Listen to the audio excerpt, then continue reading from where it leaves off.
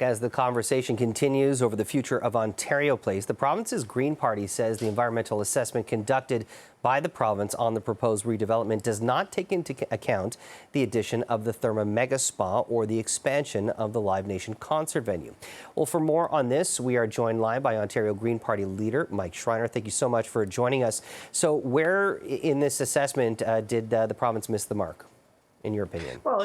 Well, Jimmy, it's just woefully inadequate for the province to conduct an environmental assessment and then not include the changes that are going to have the biggest impact. I mean, to not do an environmental assessment of the effect of the private mega luxury spa that's going to take up most of the West Island is just outrageous for the province to then come along and say, oh, you know, there's going to be minimal environmental impact or maybe even positive environmental impact.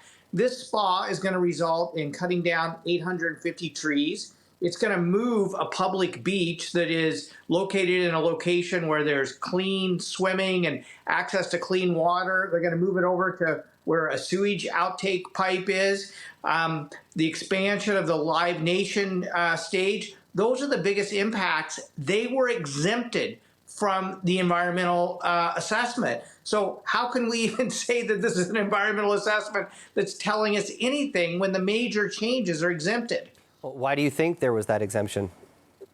Well, I mean, part of it is in Ontario, a lot of people don't know this, private developments are exempted from the Environmental Assessment Act.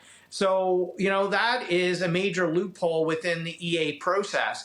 In this particular case, though, you have a private development on public land.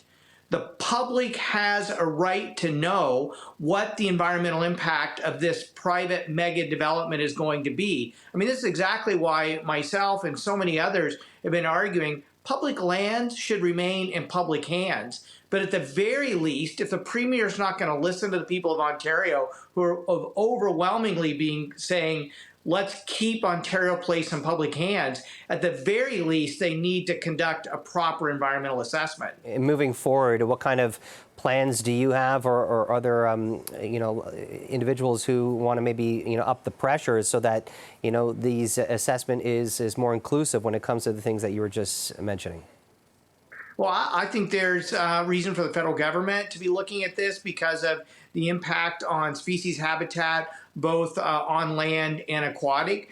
The Ontario Greens, we're going to continue to be working with citizen-led organizations like Ontario Place for All and others who are representing the voice of people in Toronto and across the province who are saying that they want the Toronto waterfront, public lands at Ontario Place to be affordable and accessible to the people of Ontario. You know, the vision for Ontario Place was that it would be a family-friendly place that was affordable and accessible for people to go to.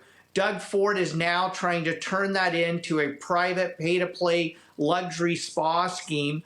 I think it's outrageous, especially at a time when, we're experiencing extreme heat this summer, smog, smoky days due to the forest fires, and places like Ontario Place where you can access nature near the waterfront should be accessible to the public, and we shouldn't have 850 trees cut down to put up a glass mega spa.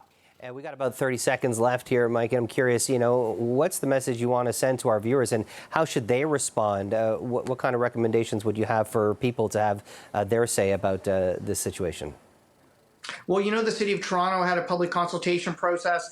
Thousands of people participated, overwhelmingly expressing concerns about this development. And I would say to those folks and others, especially people across Ontario, to send a message to the Premier's office, the Minister's office, their local MPP, that public land should remain in public hands. We want Ontario Place to remain accessible to the people of Ontario. Ontario Green Party leader Mike Schreiner, we appreciate your time. Thanks for joining us.